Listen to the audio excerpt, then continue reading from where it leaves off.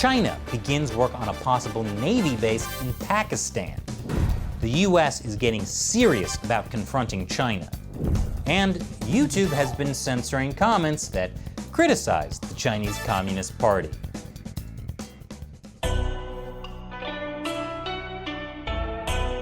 This is China Uncensored. I'm Chris Chappell. China may be taking steps toward building a naval base in Pakistan. I wonder if that should concern India at all. The base would be here in Gwadar. Gwadar is the site of a port that is being expanded and run by a Chinese state-owned company as part of the China-Pakistan Economic Corridor. There's also a huge amount of construction in the area that's being financed with loans from Chinese state-run banks. There have been reports for years that China will build a naval base in Gwadar. Now, this Forbes article is saying that a new high-security compound in Gwadar may indicate these naval plans. Satellite images show a newly constructed high-security compound. It's being built by the China Communications Construction Company. It's mostly owned by the Chinese government. And it's a key player in Xi Jinping's Belt and Road Initiative. And the security features of this place are unusual.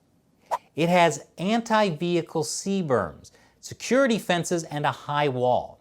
Sentry posts and elevated guard towers cover the perimeter between the fence and the inner wall. This suggests armed guards with rifles.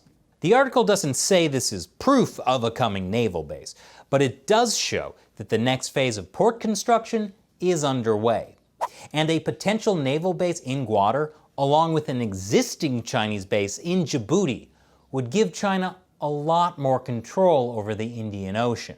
Speaking of the Chinese military, a top Chinese general has said that China will attack Taiwan if there is no other way of stopping it from becoming independent.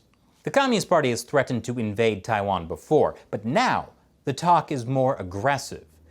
And I really hope the Communist Party doesn't realize Taiwan is already independent, with its own government, currency, and military. Otherwise, the Communist Party might have to accept objective reality. And really, it's unfair to ask communists to do that. It's also unfair to expect the Chinese Communist Party to admit their mistakes, like that time in 1989 when they killed all those protesters near Tiananmen Square. But the people of Hong Kong haven't forgotten. Every year, they've held a vigil on June 4th to commemorate the massacre. But this year, the Hong Kong government banned the vigil. You know, because the coronavirus is very dangerous and people shouldn't gather in large groups. The people of Hong Kong felt that the ban was probably less about health and more about stopping their political protest. So they gathered anyway. Here's Victoria Park on June 4th, the traditional location for the vigil. Additional protests also popped up in other parts of Hong Kong. As they marched out of the vigil, people were chanting, "One Nation, One Hong Kong." As one protester put it on Twitter, "Great job, CCP. Your intense and unrelenting efforts to prevent Hong Kong from becoming a hotbed of revolution have turned it into a hotbed of revolution." How did the Hong Kong police react? They arrested people. It's what they do. But congratulations, Hong Kong, on being the only place ruled by China that's held a Tiananmen Square memorial for 31 years. Let's all hope you make it to 32. Speaking of the Hong Kong government, the legislature has passed that bill we told you about before, the one that criminalizes insults to the Chinese national anthem. It was pretty much inevitable, as the pro-Beijing lawmakers outnumber the pro-democracy ones. The national anthem law is a very reasonable law. The Communist Party is sensitive, and it's mean to insult them. So mean that anyone in Hong Kong who insults the Chinese national anthem now faces up to 3 years in prison. I mean, sure, the Chinese Constitution guarantees freedom of speech, but that doesn't include the freedom to make fun of the Communist Party. You may remember Chinese whistleblowing Dr. Li Wenliang. Dr. Li had been silenced for speaking out about the coronavirus, and when he died of the coronavirus, there was a big public backlash. Well, another doctor who worked at the same hospital as Dr. Li has also died of the coronavirus, Dr. Hu Weifeng, and Chinese citizens are outraged. They say Dr. Hu was sacrificed to the coronavirus. The public had watched Dr. Hu's condition deteriorate. At one point, his skin turned black because of liver dysfunction. Tragically, after that photo surfaced, Dr. Hu was evicted from his apartment. Chinese Premier Li Keqiang has some dire economic news. 600 million people in China make just $140 a month. That's less than $5 a day, which is not even enough to pay rent on a one-bedroom apartment in a mid-sized Chinese city. Now keep in mind, Premier Li Keqiang said that. And he's the man who once said China's GDP is man-made and unreliable. In other words, the Communist Party invents numbers to make itself look good.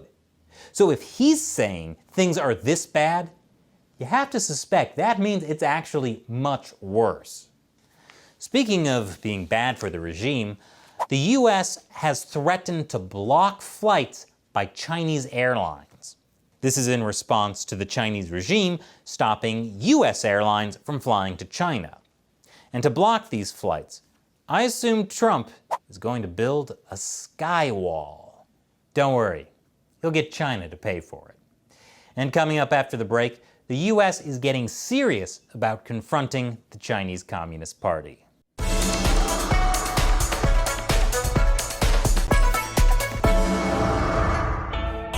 Welcome back to China Uncensored. I'm Chris Chappell. Things between the US and China are getting tense. Relations are more fractured than this stock image I found on the internet. More aggressive than this image. And, okay, this is just an irresponsible way to load shipping containers.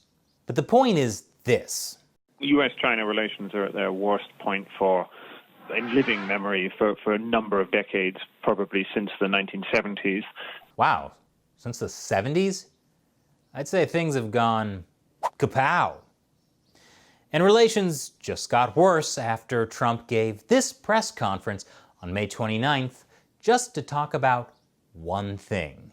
China, China's China, China, China, China, China, China, China, China, China, China, China, China, China, China, China, China's China's China, China, China, China's China's China, China, China, China. 28 times in 9 minutes.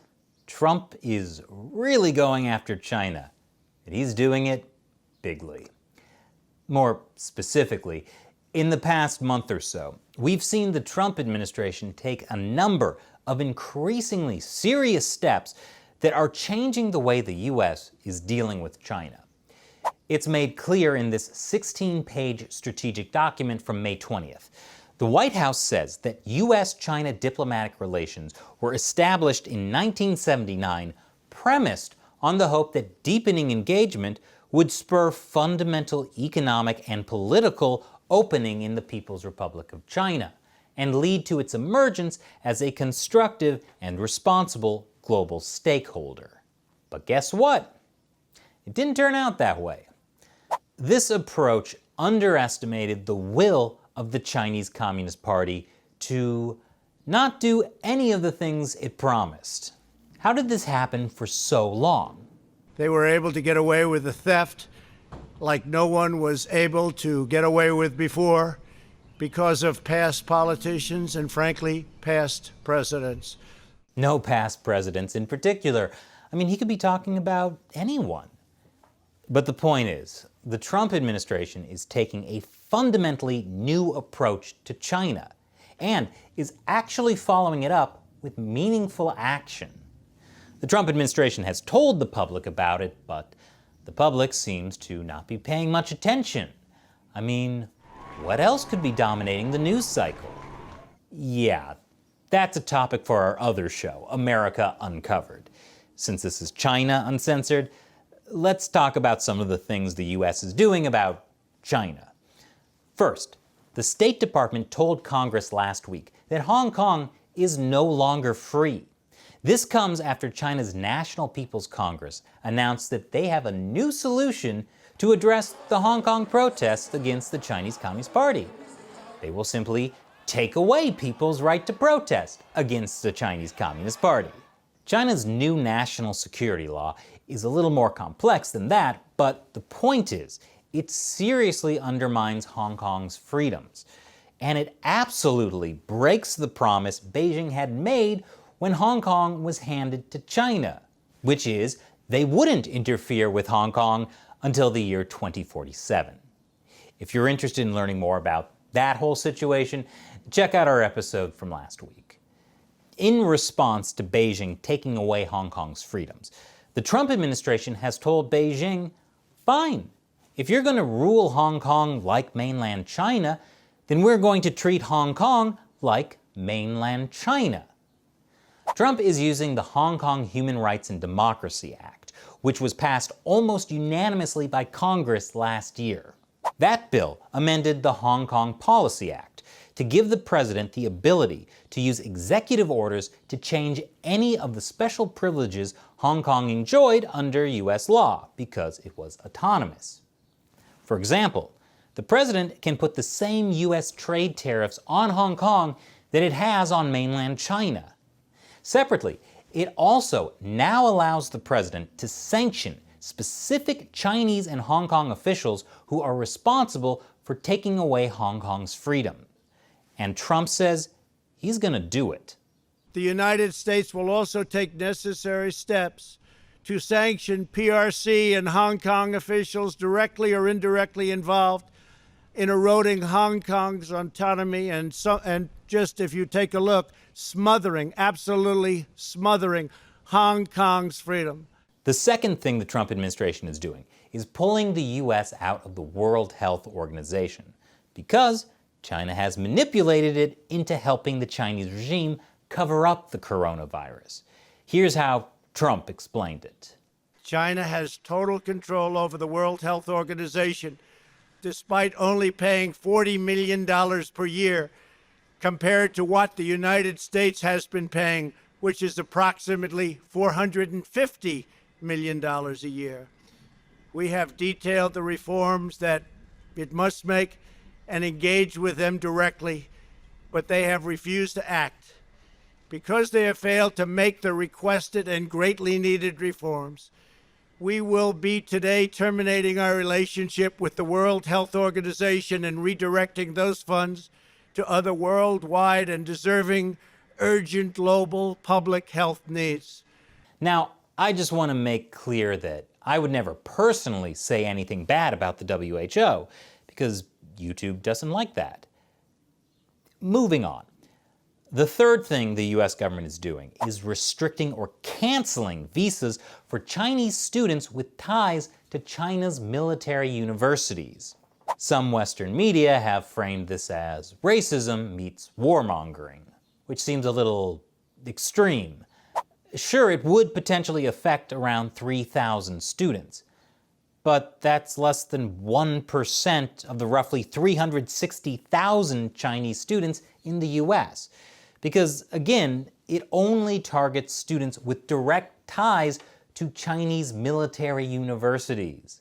This has nothing to do with 99% of the students from mainland China. Not that Chinese state-run media haven't had a field day ignoring this fact. They call the new rules political persecution and racial discrimination. The fourth thing the U.S. government is doing is looking at delisting Chinese stocks from the U.S. stock markets. A recent Senate bill would require companies to certify that they are not under the control of a foreign government, which is basically aimed at China, since all large Chinese companies are connected to the Chinese Communist Party and the Chinese government. On the one hand, the Communist Party would publicly deny this, but on the other hand, they have very clearly shown they're deeply integrated with so-called private Chinese companies.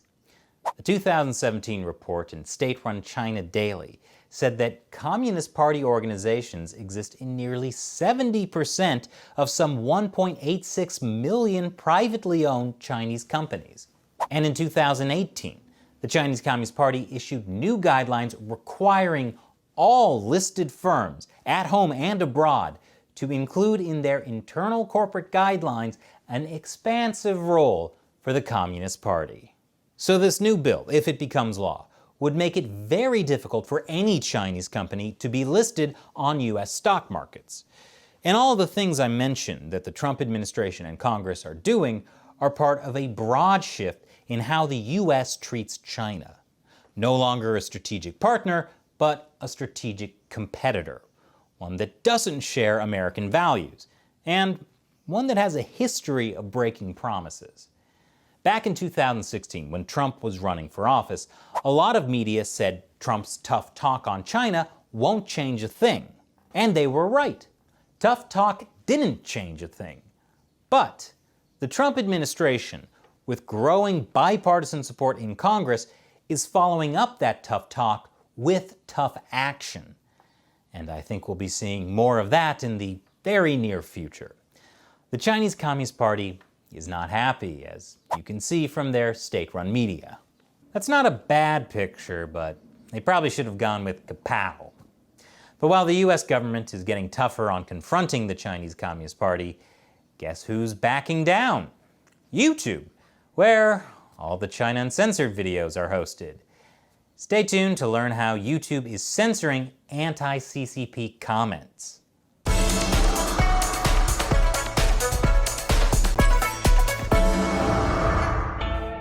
Welcome back to China Uncensored. I'm Chris Chappell.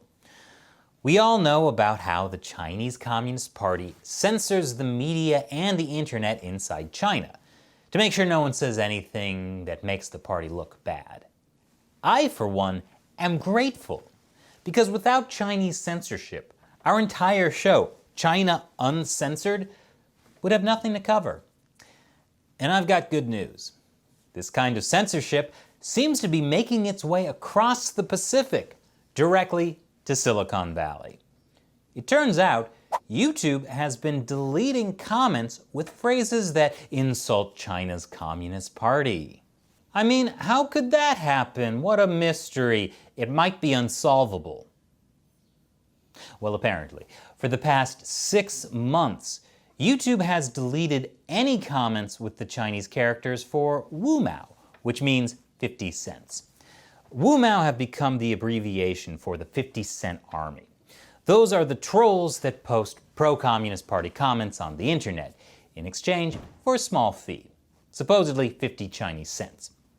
YouTube also deleted comments with the word gongfei, or communist bandit. I didn't even know that was still a thing. Communist bandit was a slur used by Chiang Kai-shek's nationalist forces against Mao's communist guerrilla army. And it's a bad phrase that no one should ever use, especially in the comments to this video. In this video, a user posts communist bandit in Chinese beneath a YouTube video. About 15 seconds later, it gets removed. They repeated this experiment several times. YouTube was definitely censoring it. So how is it that 2 insults to the Chinese Communist Party were being automatically deleted in YouTube comments? According to a YouTube spokesperson, upon review by our teams, we have confirmed this was an error in our enforcement system, and we are working to fix it as quickly as possible. I'm not accusing YouTube of doing this on purpose, by the way, at least not without more evidence. But the idea that this very specific anti-CCP censorship could happen through an error in their enforcement system is still very worrying. For example, Communist Bandit and 50 Cent Army could have been censored because of mass flagging from Chinese internet trolls. Or the algorithm could have flagged it for other reasons. We just don't know. Another YouTube spokesperson told Ars Technica that YouTube relies on classifiers to decide which comments to delete, and that YouTube's classifiers didn't take into account the proper context. The spokesperson said she wasn't able to give more details, which is unfortunate because more details are needed. Of course, I, for one, completely trust YouTube and its parent company, Google, and I obviously wouldn't want to say or do anything that might turn their classifiers against me. Which is why I think it's unfortunate that this whole communist bandit thing has made everyone remember all the controversy about that censored search app called Dragonfly that Google was secretly working on for the Chinese market. Google says they've scrapped Project Dragonfly, by the way, and I believe them. An American company would have to be really stupid to still want to get into the Chinese market right now. And I'm definitely not saying that Google is really stupid, though it does make me wonder about some of the things that have happened to China Uncensored over the years. I mean, YouTube has been ruthlessly demonetizing videos about the Hong Kong protests and the coronavirus, two of the most sensitive issues to the Chinese Communist Party. And YouTube actually censored 3 China Uncensored videos this year, completely removing them from YouTube. WHO corruption? Some of our viewers might wonder whether that's a topic the employees at YouTube don't want people talking about. But maybe it's not YouTube employees making the decision. It could be that a large number of Chinese internet trolls gamed the system by flagging our videos so many times that they tricked YouTube's algorithm into automatically censoring us. That would at least explain why YouTube took down our videos without warning, but then once we made a big deal about this on social media, YouTube humans quietly put each video back up within an hour. But if YouTube's automatic censorship mechanisms can be triggered by internet trolls, that's a huge and dangerous issue. Especially now that YouTube said in March it expected to see more content removal as a result of its reliance on machine learning instead of human moderators. This is not the first time that machine learning has caused a weird error related to Chinese censorship. Last summer, during the Hong Kong protests, Google Translate was translating the English sentence, "So sad to see Hong Kong become part of China," to "So happy to see Hong Kong become part of China" in Chinese. And as machine learning technology improves, maybe they can directly change China Uncensored too. They can reach into my show and clean up all those messy times when I said bad things about the Chinese Communist Party. I love the Chinese Communist Party. Wait, I never said that. Well, I did, but thanks for watching China Uncensored, while you still can. I'm Chris Chappell. See you next time.